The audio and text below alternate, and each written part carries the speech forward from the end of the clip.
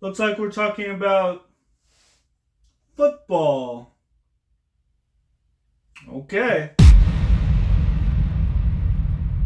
Hi, folks, and welcome back to another exciting episode of the D.Bell Sports Podcast. Today we're going to talk about the Cowboys draft. Let's see if we can predict a few players. Now, the Cowboys have 7 draft selections this time. They have rounds 1 through 3. No 4th round pick, but they have a 5th, 6th, and 2 7ths. So let's go through them all and see if we can make some predictions. Round 1, I'm going to say they need an offensive lineman, so I'm going Amarius Mims from Georgia. He's a great prospect. I feel like other linemen are probably going to be taken before him, but if he's still on the table, we should definitely go out and get him. I'd be very happy if we took him.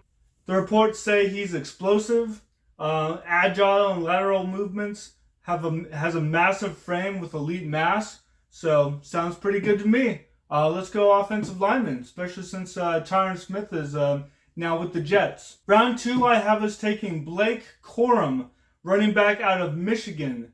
Now, I would love to get a running back like Jonathan Brooks. However, I feel like we're in win-now mode, especially with Dak and Mike McCarthy in a win-now year, being the last year of their contracts.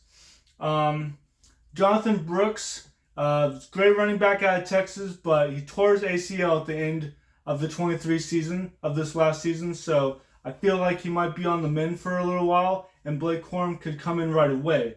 1,245 yards in Michigan, team captain, obviously national champion, looks like a pretty good prospect.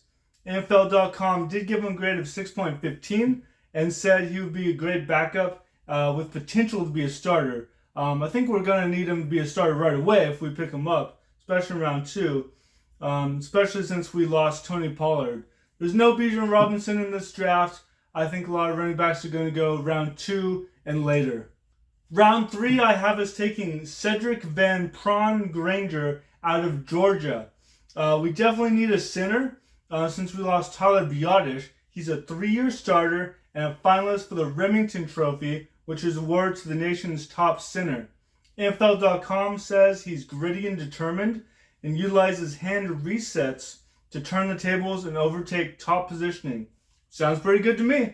It's a very important position. You don't realize it until something happens, someone screws up and the ball keeps going right over Dak's head. We've been blessed to have 2 really good centers the last few years, the last decade really, so really need to hit on this position. Round 5, I have us taking Mekhi Wingo, defensive tackle out of LSU. He's projected to go rounds 3 through 5, so hopefully he'll still be available. We do need a defensive tackle. Says he's undersized but very fast. He started 7 games, had 25 tackles, 5 for loss, and 4.5 sacks, which is great. He started 13 games in 2022. So if we can pick him up, he might be a really good round 5 prospect. Round 6, I have Jalen Ford, linebacker out of Texas. He's projected to go in the 6th round, so hopefully we can pick him up. He's an inside linebacker, which we need. In 2022, he had 4 interceptions, tying the record at UT for linebackers. First team All Big 12 in 22 and 23, and I think he'd work well in the linebacker group. We also have Eric Kendricks, but he's not seen as a long-term prospect and only signed a 1-year deal. We also have DeMarvion Overshown, also of Texas, coming back from injury. Round 7, I have Xavier Worthy, wide receiver out of Colorado. I'm really hoping we pick up another receiver who can kind of be that second receiver behind CeeDee Lamb. We also have Jake Ferguson, the tight end. I know we have Jalen Tolbert, but we don't have Michael Gallup anymore.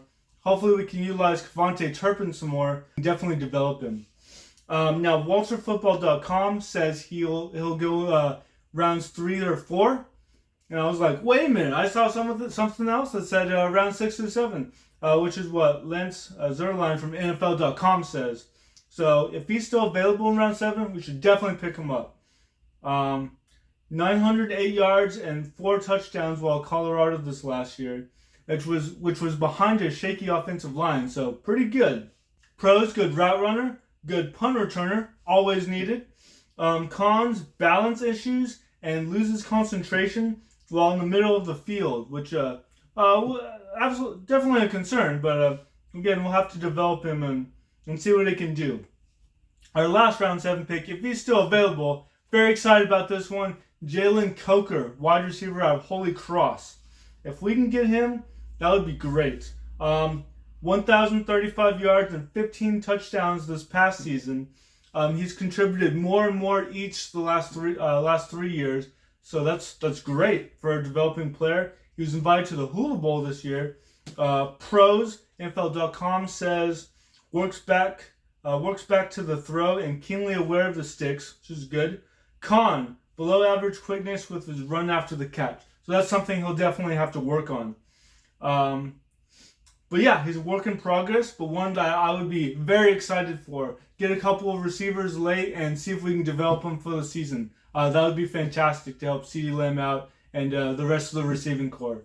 Now, none of my predictions could work out, or all of my predictions could work out. That's the fun part of the draft. So I'm just really anxious to see what happens.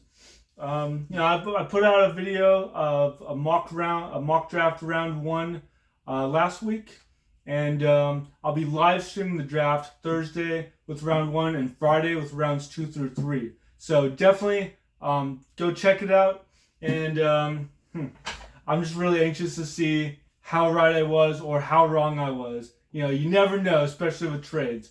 But I'll see you guys Thursday for the draft, and of course, go Cowboys.